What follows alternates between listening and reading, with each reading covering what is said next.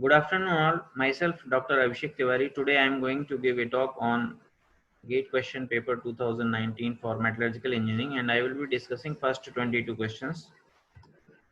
So first question is, the fisherman fill in the blanks. The flood victims owed their lives, were rewarded by the government. So the correct answer is to whom? The fishermen to whom the flood victims owed their lives were rewarded by the government. So answer C. Some students were not involved in the strike. If the above statement is true, which of the following conclusions is are logically necessary? Some who were involved in the strike were students. No student was involved in the strike. At least one student was involved in the strike. Some who were not involved in the strike were students. So statement 4, that is, some who were not involved in the strike were students. So correct option is statement 4, that is option C. Now, question number 3. The radius as well as the height of a circular cone increases by 10%. The percentage increase in its volume is. So, volume of a cone V is equal to 1 by 3 pi r square h, where V is the volume and pi is 3.14 and r is radius and h is height. So, if the radius increases by 10%, then the new radius becomes 1.1 r, and if the height increases by 10%, then height becomes 1.1 h. So the new volume of cone is equal to 1 by 3 pi 1.1 r square into 1.1 h is equal to 1.331 into 1 by 3 pi r square h. So the percentage increase in volume will be equal to V2 minus V1 divided by V1, that will be equal to 0.331, and that will be equal to 33.1%. So the correct answer is C. Now question number 4. 5 numbers 10, 7, 5, 4, 2 are to be arranged in a sequence from left to right following the direction given below. No two odd or even numbers are next to each other. The second number from left is exactly half of the leftmost number, and the middle number is exactly twice the rightmost number, which is the second number from right. So options are 2, 4, 7, 10. So let us arrange the numbers in increasing order: 2, 4, 5, 7, 10. According to conditions, 2, 4, 10 cannot be next to each other as they are all even, and 5, 7 cannot be next to each other as they are all odd. Second condition is there are the second number from left is exactly half of the leftmost number. There are two combinations, like we need to see that which number are double to another number. So 4 is twice of 2 and 10 is twice of 5, but 2 and 4 cannot come each other, cannot come next to each other. So first condition will violate. So the first two numbers from left are 10 and 5, because the second number 5 from left is exactly half of leftmost number, that is 10. So 10 and 5 are the first two numbers. And third condition is the middle number is exactly twice the rightmost number. So middle number is 4 and it is twice of the rightmost number, that is 2. So second number from right is 7. So the correct sequence is 10, 5, 4, 7, 2, and the second number from right is 7. So the correct answer is C. Question number 5. Until Iran came along, India had never been defeated in the Kabaddi. So correct answer is A. Question number 6. Since the last 1 year, after 125 basis point reduction in repo rate by Reserve Bank of India, Banking institutions have been making a demand to reduce interest rates on small saving schemes.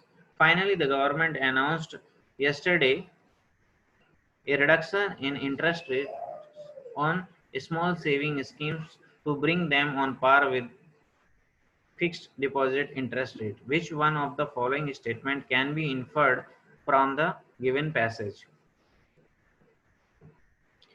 Whenever the Reserve Bank of India reduces the repo rate, the interest rate on small saving schemes are also reduced. Interest rates on small saving schemes are always maintained on par with FD interest rates. The government sometimes takes into consideration the demand of banking institutions before reducing the interest rates on small saving schemes.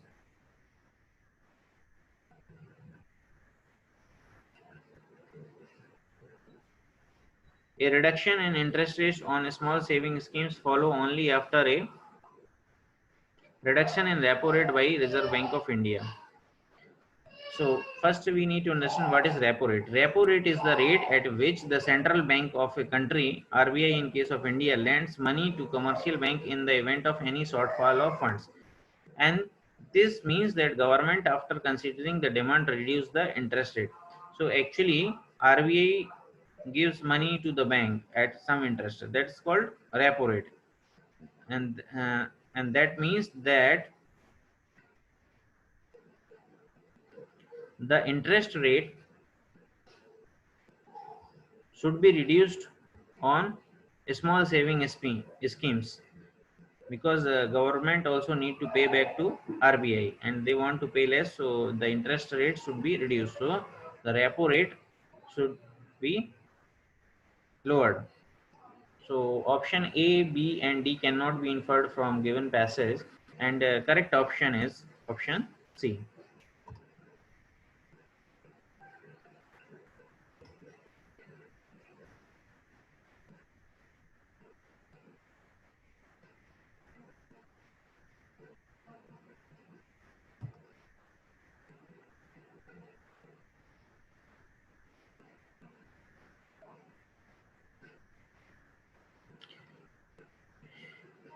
In a country of 1400 million people, 70% own mobile phones. Among the mobile phone owners, only 294 million access the internet.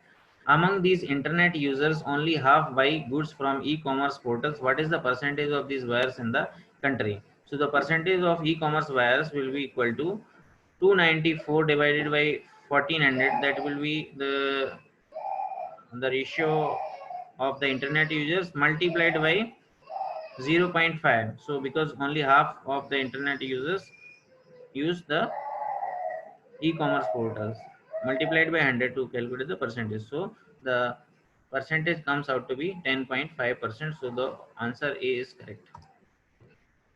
Question number 8. Nomenclature of Hindustani music has changed over centuries. Since the medieval period, Drupad styles were identified as banis. Terms like gayaki and bas were used to refer to vocal and instrumental style respectively. With the institutionalization of music education, the term gharana became acceptable. Gharana originally referred to hereditary musicians from a particular lineage, including disciplines and grand disciplines. Which one of the following pairs is not correct? Drupad, Bani, Gayaki, vocal, Baj, institution, Gharana, lineage. Drupad's styles were identified as Bani, so option A is correct. Gayaki and Baz were used to refer vocal, so option B is also correct. Gharana originally referred to hereditary musicians from a particular lineage, so option D is also correct. And option C is not correct. So the question has asked the option which is not correct. So option C is not correct. So the correct answer for question 8 is option C. Question number 9. Two trains started at 7 a.m. from same point. The first train traveled north at a speed of 80 km per hour and the second train traveled south at a speed of 100 km per hour. The time at which they were 540 km apart. The trains are traveling in opposite directions, so the relative speed is the sum of their individual speed. So relative speed will be equal to speed of train 1 plus speed of train 2. That will be equal to 80 plus 100 will be equal to 180 km per hour, and distance is 540. So time taken to cover this distance is equal to 540 divided by 180 will be equal to 3 hours. So 7 a.m. plus 3 hours will be equal to 10 a.m. So the correct option is B. Question 10. I read somewhere that in ancient times the prestige of kingdom depended upon the number of taxes that it was able to levy on its people. It was very much like the prestige of a headhunter in his own community. Based on the paragraph above, the prestige of a headhunter depended on prestige of kingdom, prestige of heads, number of taxes he could levy, number of heads he could gather. So actually, here analogy is between tax and heads. So the analogy is between kingdom and headhunter. Like kingdom collects taxes, headhunter gather heads. So option D is correct. Now these are different set of questions in same paper. So question 1, one of the eigenvalues for the following matrix is, so matrix is A to 8A, and for calculating the eigenvalue, if the matrix is capital A, so A minus lambda I, modulus of this A minus lambda I will be equal to 0, and we can calculate the value of we can calculate the eigenvalue. So A minus lambda 2 and 8A minus lambda will be equal to 0. So A minus lambda whole square will be equal to 8 into 2 equal to 0. A square minus 2A lambda plus lambda square minus 16 will be equal to 0. So lambda will be equal to A plus 4 or A minus 4. So the correct answer is A. Question number 2. The curl of vector field shown below is not 0.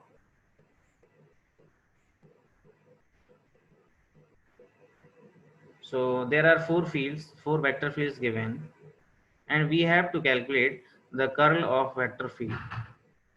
So if a vector field represents the flow velocity of a moving fluid, then the curl is circulation density of the fluid. A vector field whose curl is 0 is called irrotational, and the curl is a form of differentiation for vector fields. Option D is only a rotational field, so curl of vector field of the option D is not 0. For other fields, the curl will be 0 as they are irrotational. Curl of a vector field, let's say if vector field F is represented as fxyz, zxyz, and hxyz with the continuous partial derivatives, it is defined as curl of F can be calculated as del cross F. So del cross F can be written as I cap, j cap, k cap, del upon del x, del upon del y, del upon del z, f g h, or we can write it del cross f equal to del h upon del y minus del g upon del z I cap, del f upon del z minus del h upon del x j cap, and del g upon del x minus del f upon del y k cap. So in this only rotational field is D and others are not rotational fields. So the curl of a vector is not 0 for option D. For others it is 0.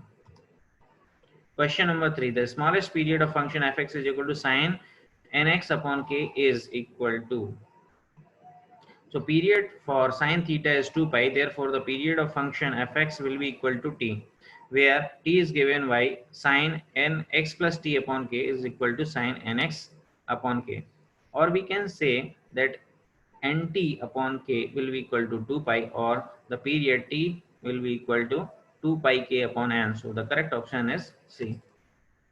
The directional derivative of phi equal to x square plus y along the unit vector u cap is equal to 3 I cap plus 4 j cap upon 5.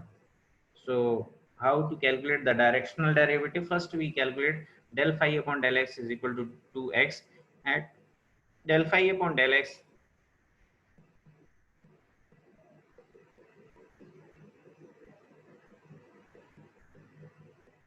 at point 1 comma 1 will be equal to 2, and del phi upon del y will be equal to 1, and del phi upon del y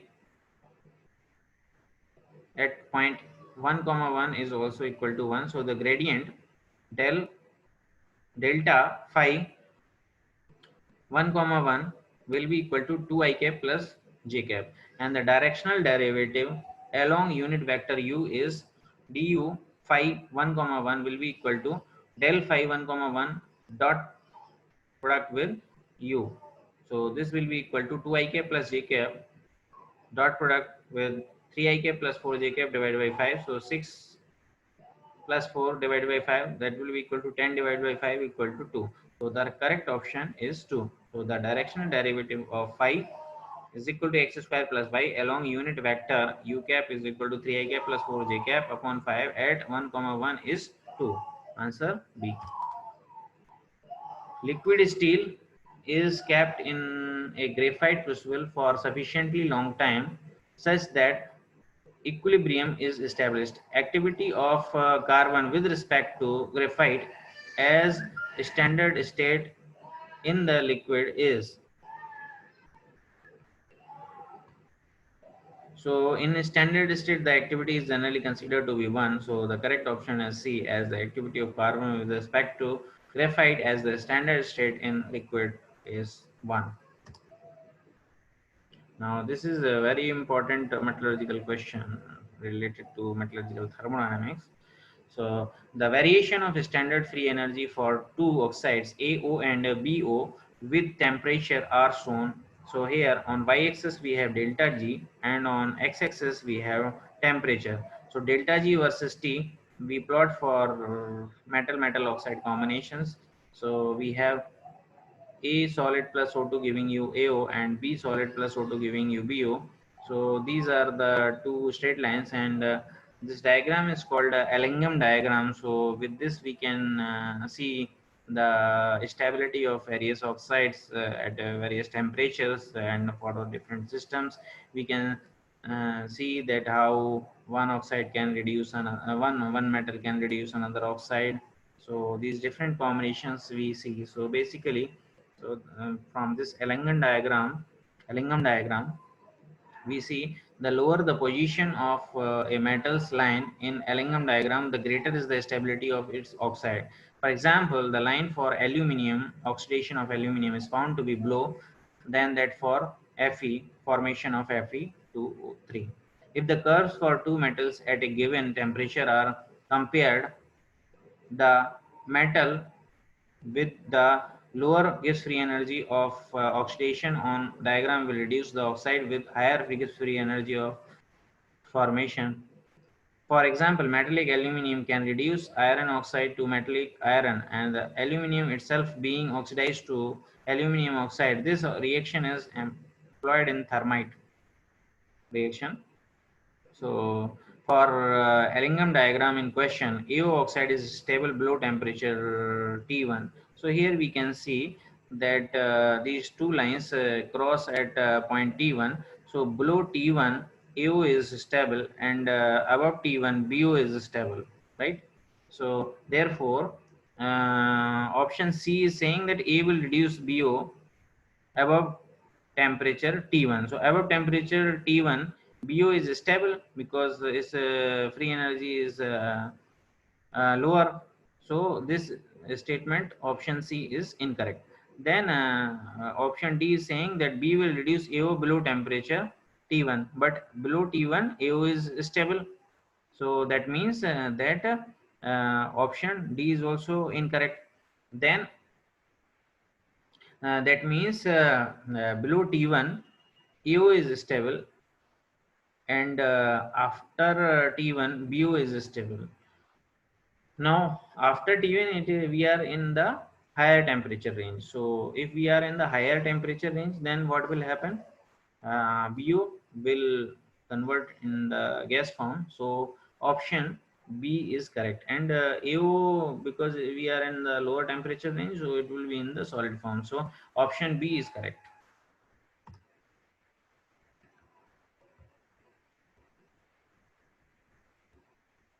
So question number 7: thermal rise velocity of a spherical shaped solid in a liquid obeys the following functional relationship: U is equal to function of dw mu rho.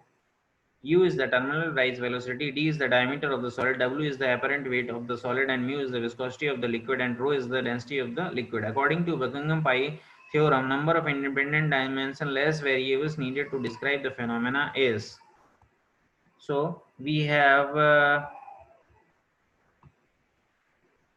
5 independent variables in this equation. U is equal to f d w mu rho. So what are the 5 independent variables in this equation? U, d, w, mu, and rho.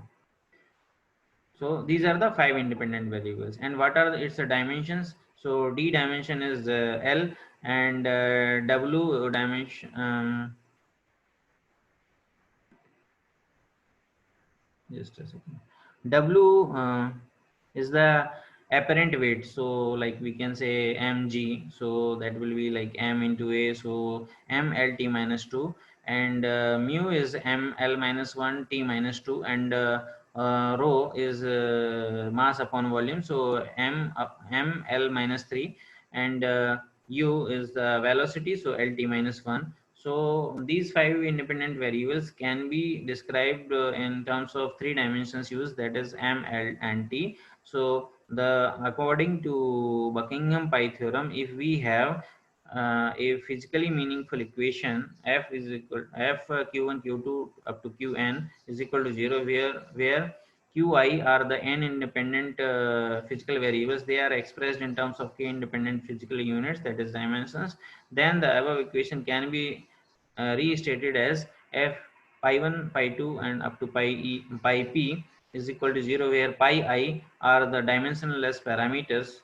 So we can arrange pi groups which are dimensionless.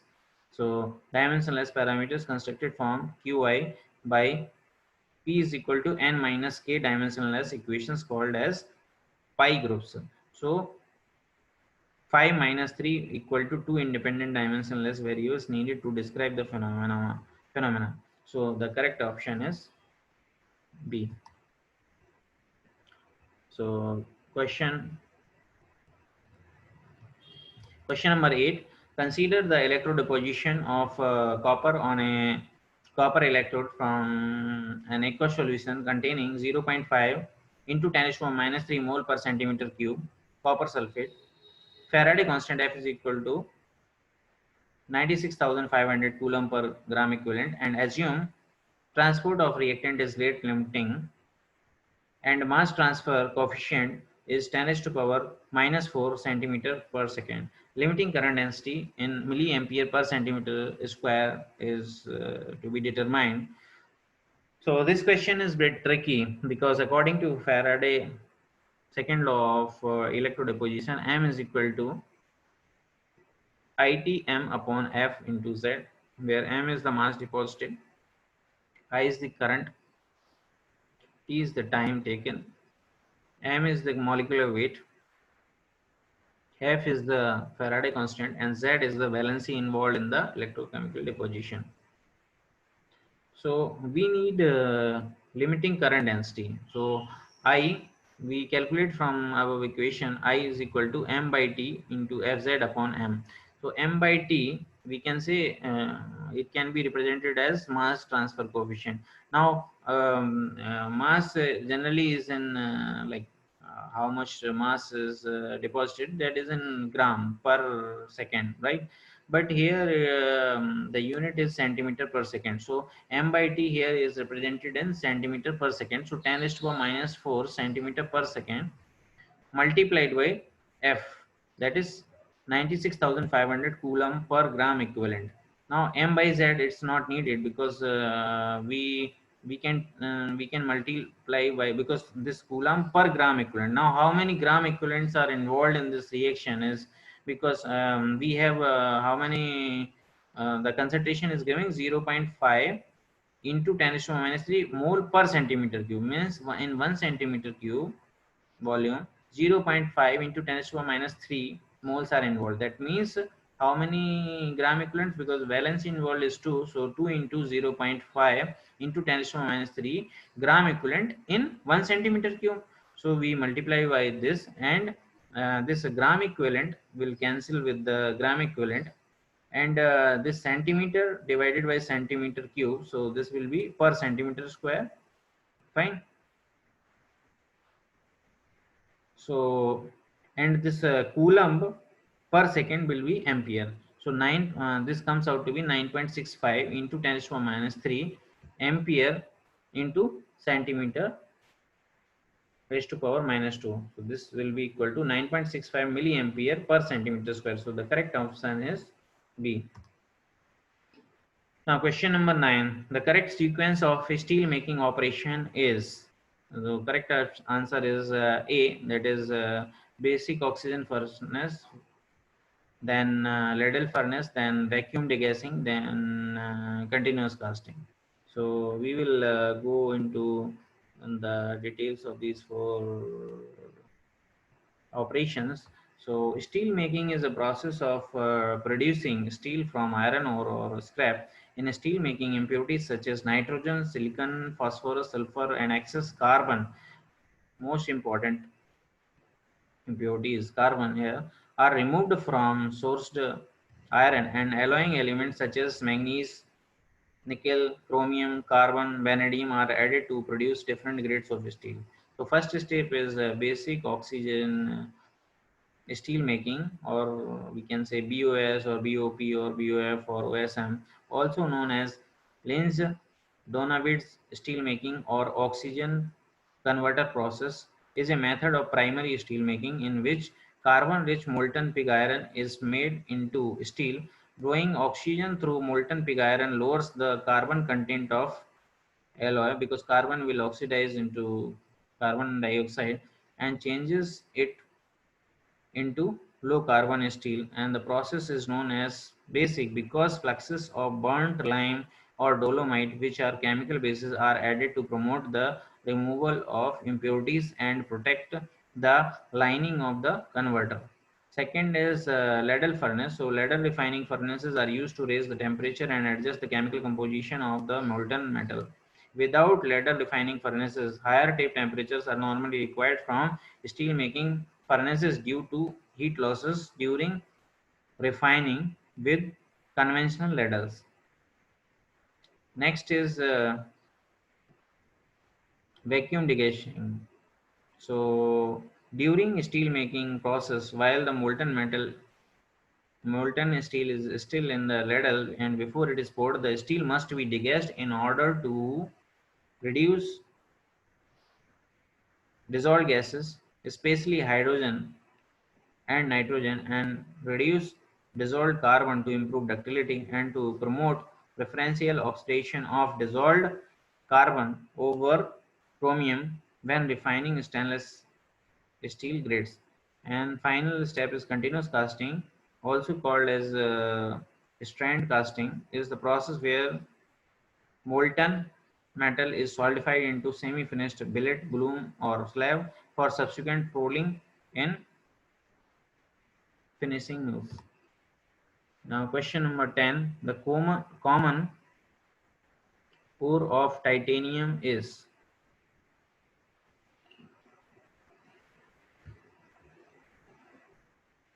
So there are four options in this. First is bauxite, second is chalcopyrite, third is cassiterite, and fourth is ilmenite. So bauxite is Al2O3.2H2, okay, chalcopyrite is CuFeS2, and cassiterite is SnO2, and ilmenite is FeTiO3. So the common ore of titanium is FeTiO3, that is ilmenite. So option D is correct.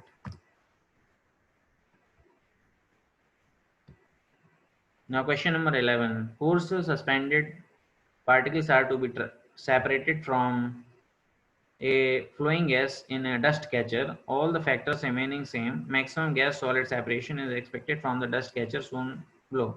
So there are four options. So you can see that option A here, the actually to separate coarse suspended particles from a flowing gas in a dust chamber, the inlet should be such that the coarse particles cannot reach the outlet and only gas goes to the outlet.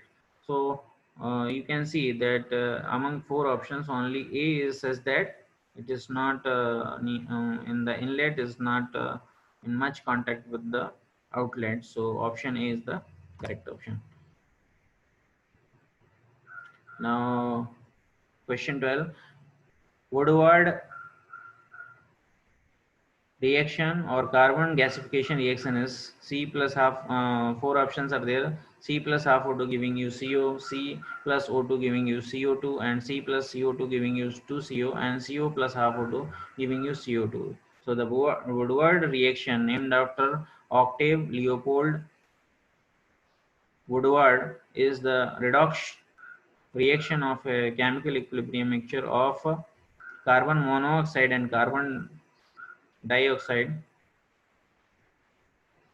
at a given temperature. It is the disproportionation of carbon monoxide into carbon dioxide and graphite, or its reverse. So 2CO giving you CO2 plus C. The correct option is C if we consider the backward reaction to the above mentioned reaction, and the direction of reaction may change with the change in temperature.